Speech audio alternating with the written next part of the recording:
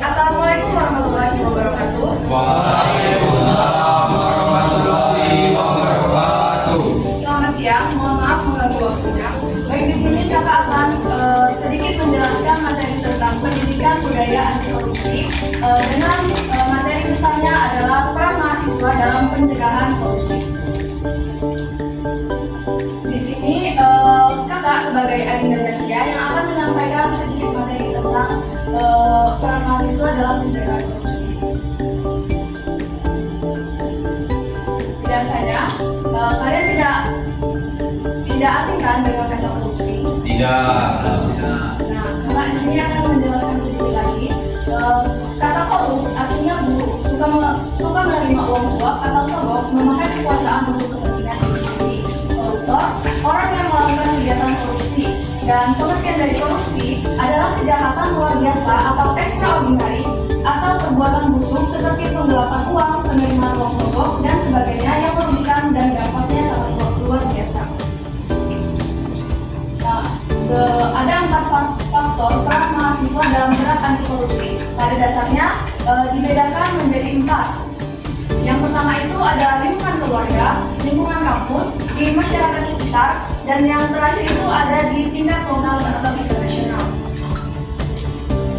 Lingkungan keluarga itu peran mahasiswa bisa kegiatan tersebut dapat berupa melakukan pengamatan terhadap perilaku keseharian anggota keluarga. Misalnya, kalian bisa menanyakan kepada anggota keluarga kalian, apakah penghasilan orang tua tidak berasal dari tindak korupsi, apakah orang tua tidak menyalahgunakan fasilitas kantor yang menjadi haknya, dan apakah ada di antara anggota keluarga yang menggunakan produk-produk bajakan seperti lagu, film, software, tas, sepatu, dan sebagainya.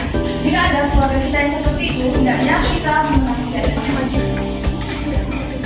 Next, yang kedua itu peran kita di lingkungan kampus. Keterlibatan mahasiswa dalam gerakan anti korupsi di lingkungan kampus dapat dibagi ke 2 wilayah, yaitu untuk individu mahasiswanya dan untuk komunitas mahasiswa.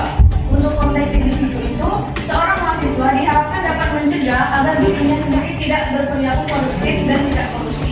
Sedangkan untuk konteks komunitas, seorang mahasiswa diharapkan dapat mencegah agar rekan-rekan sesama mahasiswa dan organisasi kemahasiswaan di kampus tidak berperilaku koruptif dan korupsi.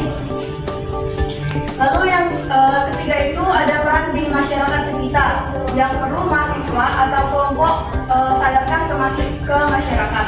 Yang pertama itu, apakah kantor-kantor pemerintah menjalankan tugas fungsi pelayanan kepada masyarakat dengan sewajarnya, seperti pembuatan KTP, SIM, KK, laporan kehilangan, pelayanan pajak. Adakah biaya yang diperlukan untuk pembuatan surat-surat untuk dokumen tersebut? Biasa kita kenal di kantor polisi itu, saat kita membuat SIM, biasanya kita masih tidak asing kan dengan kata Pak, tolong bantu buat SIM nanti dibayar, ya kan? Ya. Nah, itu sebenarnya perlu kita selidiki, masih adakah di wilayah kita? Jika masih ada, maka hendaknya kita mencegah. Wajarkah jumlah biaya dan dapat jumlah biaya tersebut resmi diumumkan secara transparan sehingga masyarakat umum tahu? Dan yang terakhir itu peran tingkat nasional atau internasional. Dalam konteks nasional, keterlibatan seorang mahasiswa dalam gerak anti korupsi bertujuan agar dapat mencegah terjadinya perilaku koruptif dan tindak korupsi yang masif dan sistematis di masyarakat. Mahasiswa dengan kompetensi yang dimiliki dapat menjadi pemimpin atau leader dalam gerakan massa anti korupsi baik yang bersifat lokal maupun nasional. Jadi, dari materi yang kakak sampaikan tadi, dapat kita simpulkan bahwa nilai tanggung jawab dan disiplin sangat penting diterapkan, terutama kepada mahasiswa yang merupakan generasi penerus bangsa. Diharapkan melalui penyuluhan ini dapat memberikan ilmu dan kalian bisa menerapkan nilai-nilai anti korupsi ini pada kehidupan sehari-hari.